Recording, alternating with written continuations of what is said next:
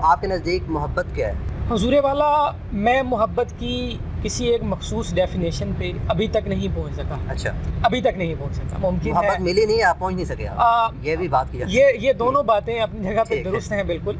मगर ये देखिए कि मैंने शुरू में इस हवाले से जब आपने मोहब्बत का पहले जिक्र किया तो बात की कि मोहब्बत तो किसी भी मतलब मोहब्बत मेरा ख्याल है कि किसी को लेके अपनाइयत का जो है वो रुझान है, किसी को अपनाने का कोई अच्छा लगता है उसको भी बाज़ औक़ात हम मोहब्बत का नाम दे देते हैं।